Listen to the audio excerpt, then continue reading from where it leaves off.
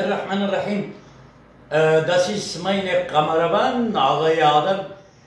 شما zaten علی شما برای دیگر kameravani بکند fakat sayıda koy böyle yukarıda doğru güzel çek. Şimdi hadi bugün çok önemli bir konu işleyelim. Şimdi Haznevi Mürşid'le Dümili Mürşid'in ismini söylemiyorum, şimdi doydum haç ticaretini yapıyorlar. Bakınız ben ayet-i kerimeyle az da bunları kavalayıp vurmam lazım, öyle diyelim, o lafı kullanalım. وَجَعَلَ اللّٰهُ الْكَعْبَةَ الْبَيْتَ الْحَرَامِ قِيَامًا لِلنَّاسِ. Bu ayet-i kerimenin manası nedir? Bütün müfessirler Kadi Beydavi'den hariç el-kıyam ma yakumu bil hayat diğer bütün müfessirler başta büyük İslam mücahidi Seyyid Kutup olmak üzere el-kıyamu dıddı zulmü vel küfür. Beyazzaman ve benim üniversite tahsillerimle, ilahiyetle İran'a gidiyorum dişi implant yapmak için. Orada da belki bir doktora felsefe 4. 5. üniversite şeylerini veriyoruz. Yahu bu ayetin manası nedir? Cenab-ı Allah diyor biz Kabe'yi küfre ve zulme karşı harekete geçme yeri kıldık. Şimdi ben senin bir ilkokul mezunu veya ortaokul, sen lise mezunusun değil mi adam?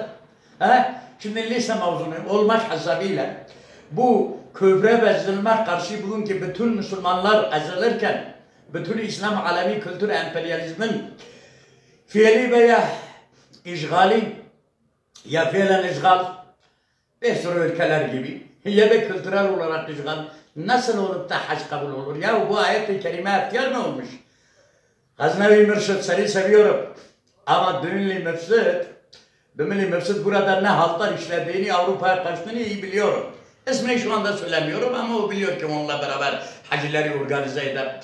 Biz 76'dan beri büyük İslam alimi Saadettin Yüksel'in talebesi olarak veya Metin Yüksel'in mücahidinin kalbi ve gönlü olarak diyoruz ki ayetle, hadisle hac bugün farz değildir. Hacdan önce, hac farzlığından önce İslam devleti kurmak lazım. Kürdü ile, Türk ile, Arabi ile, Cemahiri Müttefike İslamiye 3 dakikadan geçmesin. Adı 3 dakikadan geçmesin. Bediüzzaman'ın dediği Cemahiri Müttefike İslamiye aralarında sonra ittifak şey derler, Kürtler de bir İslam Cumhuriyeti halinde 4 parçayı birleşerek ve öyle halife tayin edilir.